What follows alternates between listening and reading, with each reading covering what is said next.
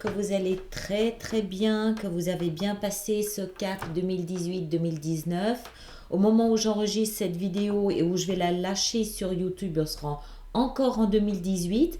Donc ça me laisse encore une occasion, une opportunité de vous souhaiter de passer de merveilleuses fêtes de fin d'année et de passer surtout ce cap. C'est ce cap qui m'intéresse et de démarrer cette année 2019 sous d'excellents auspices. Voilà, alors on va regarder votre lecture pour le mois de janvier. Vous voyez ici à côté de moi cette petite carte qui, je vous le rappelle, est une arcane majeure.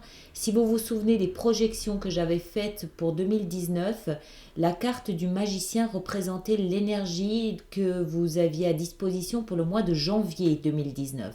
Alors comme justement on est dans le mois de janvier 2019, je l'ai ressorti parce qu'on va l'intégrer dans votre lecture. On va voir de quelle façon vous pouvez vous en servir et de quelle manière elle va vous impacter et vous influencer pour traverser ce que vous avez à traverser et qui semble être assez conséquent à en voir ici ce que l'on a. Mais très bien, il ne faut pas vous en faire. De toute façon, les obstacles et les difficultés sont là pour nous faire avancer, nous faire grandir. Donc voilà, il n'y a pas de souci avec ça. Alors, on va entrer dedans. On va entrer là-dedans. On va faire comme d'habitude. À la fin, je vais amener des éclaircissements qu'on va développer sur Vimeo, comme vous en avez l'habitude maintenant. Hein. Alors, l'énergie autour de vous est à la 9 d'épée. Alors, il semblerait qu'il y ait une énergie un petit peu angoissée autour de vous, un petit peu anxieuse, un petit peu... Alors, ça peut être vous, ça peut être votre entourage, ça peut être les circonstances, ça peut être ce qui se passe dans votre vie. Moi, je pense que c'est lié au passé. C'est lié à quelque chose que vous avez mis en place les mois précédents, peut-être déjà depuis cet été. Vous avez visiblement dû faire quelque chose, pour moi c'est mettre en place quelque chose, décider de quelque chose qui vraisemblablement ne plaît pas à tout le monde et ce qui fait qu'aujourd'hui vous avez peut-être un peu d'amertume, un peu de... C'est comme si en fait vous étiez stoppé net dans votre élan. Parce qu'il faut revenir un tout petit peu en arrière et prendre une traverse, voilà, clairement, il y a un obstacle sur votre chemin. Hein, il y a quelque chose qui ne va pas, il y a un obstacle, il y a quelque chose qui ne va pas, qui ne plaît pas. Je ne pense pas que ce soit vous. Ce que je ressens, c'est que c'est plus votre entourage qui vous dit « Stop, nous, on ne te suit pas ». On n'adhère pas, on ne comprend pas, on ne te suit pas, on n'est pas d'accord, on ne veut pas de ça. Voilà, il y a quelque chose dans ce goût-là qui est, selon moi, lié à une décision que vous avez prise par le passé. Du coup, vous êtes très interrogatif, vous êtes un peu dans l'angoisse, un peu dans l'anxiété, pas parce que vous ne savez pas comment ça va se dérouler, mais plus parce que vous ne savez peut-être pas trop quel chemin prendre. Et on a ici votre préoccupation pour le mois de janvier, c'est la 2 de bâton. La 2 de bâton, c'est un choix à faire. Vous avez un choix à faire. Soit vous obstinez et continuez ce que vous avez mis en place précédemment, soit changer de direction, prendre une alternative, trouver autre chose, être plus créatif, tenir compte de ce qui se passe autour de vous. Tenir compte de ce qui se passe, parce que vous pouvez aussi l'ignorer, c'est aussi un choix. Tenir compte de ce qui se passe autour de vous et puis pas forcément renoncer à ce que vous avez mis en place, mais peut-être l'aménager. D'accord ? C'est là où, voilà, parfait, c'est là où le magicien intervient. C'est-à-dire que le magicien, il vous rappelle que vous possédez tous les outils et le savoir nécessaires pour être créatif dans votre vie et trouver les meilleures solutions possibles à ce que vous vivez. Le magicien nous rappelle que c'est l'alchimiste, d'accord ? C'est celui qui transforme le plomb en or. Donc, vous avez ici, je pense pour moi, il vous est fait appel. On vous demande de faire une pause, de revenir en arrière, d'observer la situation de faire appel à votre imagination, à votre créativité, à vos compétences, à vos talents, à vos dons, à tout ce que vous voulez, à votre savoir aussi. Et puis peut-être aménager ce que vous avez mis en place voilà. Vous pouvez aussi forcer cette énergie. Ici, elle nous parle aussi du fait que vous avez peut-être essayé d'imposer quelque chose. Vous avez peut-être essayé de forcer le passage et d'imposer votre point de vue, vos choix, vos décisions, votre regard sur un projet, un événement, n'importe quoi. Vous pouvez l'imposer, bien sûr, vous êtes probablement en position de force pour le faire, vous êtes probablement en position d'autorité pour le faire. Mais au final, vous avez un petit goût amer de la bouche. C'est-à-dire que c'est une victoire, certes, vous imposez ce que vous vouliez, certes, mais c'est quelque chose que vous imposez par la force et pas par la légitimité de votre projet. C'est la force ici qui gagne, c'est pas la validité du projet ou la validité de ce que vous mettez en place. Ça ne veut pas dire qu'il est moribond pour autant. Ce que ça veut dire, c'est que, à mon avis, ce que ça veut dire, c'est que, encore une fois, vous devez l'aménager. Vous ne pouvez pas, vous pouvez faire fi de l'opinion des autres. Parce que pour moi, ça a à voir avec votre entourage. Hein. Vous pouvez faire fi de l'opinion des autres. Bien sûr, vous en avez le pouvoir. Mais la vie vous conseille, vous explique, cette énergie vous explique que vous pouvez arriver à un résultat bien plus souple, bien plus humain, bien plus en adéquation avec votre entourage si vous reconsidérez votre décision, si vous y apportez les aménagements qu'il faut. D'accord? C'est juste être plus souple, plus créatif. Et ici, c'est marrant parce que c'est vraiment une ligne et une deuxième ligne. Et je ne sais pas si vous avez vu quand elles sont tombées par deux paquets, le premier paquet, le deuxième paquet. Le deuxième paquet vient en fait nous expliquer comment vous pouvez faire ça. Ici, c'est un peu comme si voilà le problème et ici, c'est voilà la solution. C'est étonnant comme c'est sorti pour vous. Votre présent est représenté par l'impératrice. Et je vous fais remarquer au passage que c'est la seule arcane majeure que vous ayez dans votre jeu. L'impératrice, c'est une énergie très douce. D'abord, c'est une énergie très puissante. C'est la reine des reines, c'est la terre-mère, c'est la femme accomplie, c'est quelqu'un qui a réussi, c'est quelqu'un qui n'a plus rien à prouver à qui que ce soit. C'est une énergie qui concilie la douceur du féminin et le leadership du masculin. La force, non pas physique, mais la force de l'assertivité du masculin, sa puissance de travail, sa puissance de conviction, sa puissance de vision. C'est une énergie visionnaire, c'est une énergie vraiment très puissante, l'impératrice. Mais ce qui est le plus puissant chez elle, c'est sa capacité à aimer. C'est sa capacité à donner de la protection, à donner de l'amour, à être humaine. Alors que en fait, c'est plutôt une figure mi-humaine, mi-divine. Divine par sa force, divine par sa puissance, mais humaine par sa capacité à aimer sans considérer les différences. Et bizarrement, elle vient juste en dessous de la 9. Donc c'est vraiment, pour moi, c'est ma lecture de ces énergies, une invitation à être plus humain dans ce qui se passe autour de vous. Pour moi, ça, c'est pas vous qui êtes angoissé. Vous savez que vous êtes fort et puissant. C'est votre entourage qui a peut-être peur de là où vous souhaitez les emmener ou qui a peut-être peur de vous voir partir dans une direction qui les rassure pas trop. Pour moi, c'est plus quelque chose que vous avez mis en place.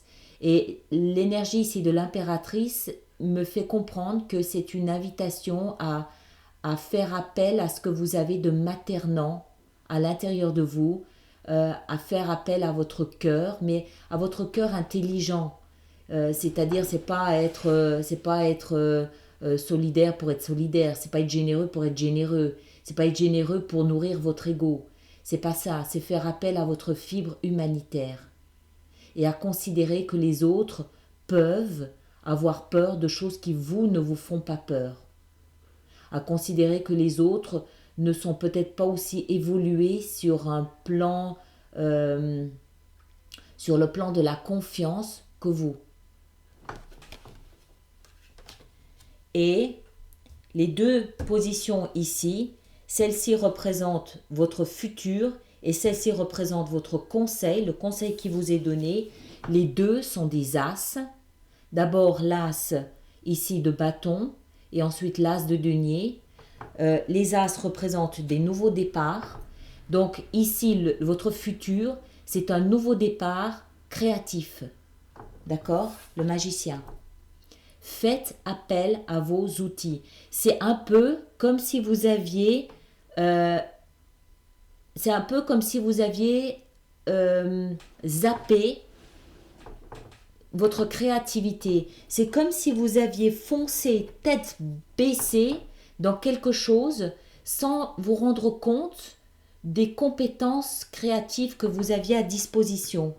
Et c'est un peu comme un rappel à l'ordre, tranquille, un rappel à l'ordre pour vous rappeler que vous êtes un alchimiste. Ça c'est Merlin. Vous êtes un alchimiste. Donc vous avez tous les outils qu'il faut, la connaissance, le savoir, les outils, la douceur, l'amour, la protection qu'il faut pour modifier votre projet et commencer un nouveau départ en étant plus proche de vos passions, plus proche de la vie.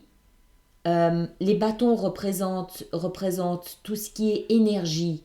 Les bâtons représentent le feu. Le feu, c'est la vie, c'est la chaleur, c'est le soleil, c'est la passion, c'est l'amour aussi. Donc, c'est comme si on vous invitait à revenir à votre épicentre, au centre de qui vous êtes, et de repartir depuis là, et ne pas partir depuis votre tête. Parce que ça, c'est les épées. Les épées, c'est le mental. Donc, c'est comme si on vous invitait à revenir, à repartir vraiment depuis votre épicentre, votre cœur. Hein? Votre cœur, simplement.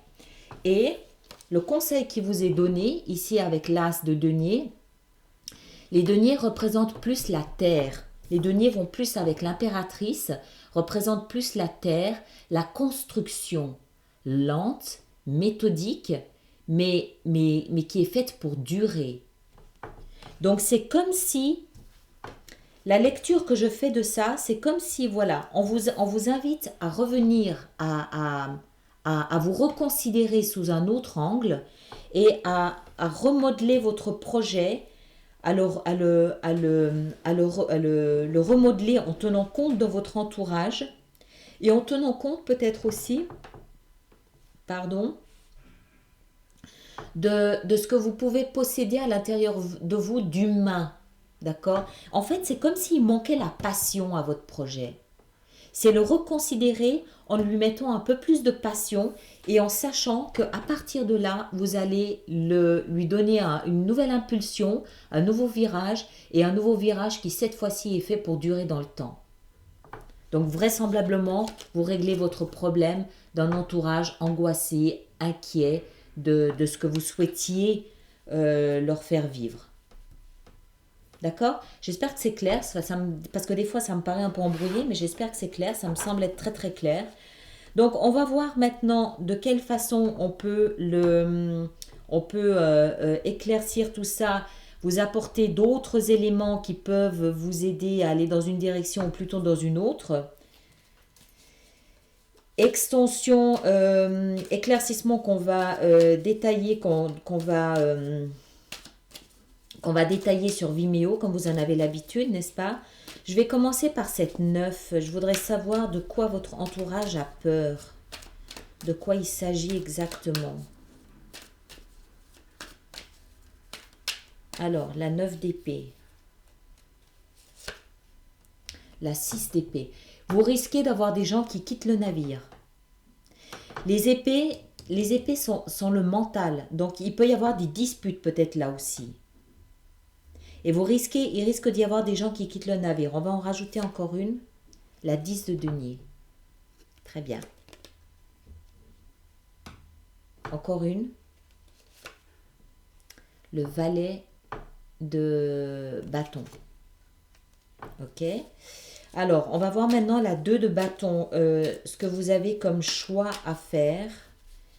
De quoi s'agit-il? Oups. La 6 de coupe. D'accord. On va voir la 5. Qu'est-ce que vous avez mis en place qui semble animer comme ça la controverse? La roue de fortune. Encore une. La 2 de coupe. D'accord, ok. C'est marrant parce qu'on dirait que ça prend un virage plus sentimental maintenant. C'est peut-être votre partenaire qui vous pose, votre conjoint, votre partenaire qui pose un problème. On va voir l'impératrice. Comment est-ce qu'on peut aider l'impératrice avec le valet, avec le chevalier d'épée. Encore une pour l'impératrice. La 3 de denier. Et puis, on va voir ces deux as ici. Quels sont ces nouveaux départs que vous avez? L'as de bâton, de quoi s'agit-il? Il s'agit de l'ermite. Encore une pour l'ermite. Comment est-ce qu'on peut éclaircir ça? Avec le chariot. Très bien. Et puis, le valet de denier, le l'as de denier, on a la 2 à nouveau de bâton. Donc, à nouveau, un choix à faire. Encore une. La 3 d'épée. Encore une. La tempérance. Et finalement, le magicien, comment est-ce qu'on peut aider ce magicien avec tous ses outils et son savoir? Avec le diable, encore une. Le valet, le chevalier de coupe. Encore une. Le monde. Très bien.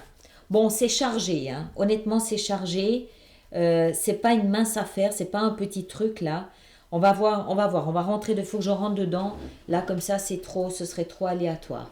Alors, ceux qui s'arrêtent là, je vous remercie d'avoir été sur ma chaîne YouTube. Je vous remercie de liker, je vous remercie de me laisser vos commentaires. Merci de vous aider les uns les autres, de partager vos expériences. J'aime beaucoup ceux qui font ça. Et puis pour les autres, on se retrouve tout de suite sur Vimeo. Je rappelle, pour ceux qui ne le savent peut-être pas, ceux qui sont nouveaux, que j'ai mis en place des abonnements pour les extensions sur Vimeo qui sont absolument complètement abordables. Toutes les informations sont sur ma page internet ou où les liens sont ici dessous, là, sous la fenêtre, là où il y a mon nom. D'accord? Merci à vous. Au revoir.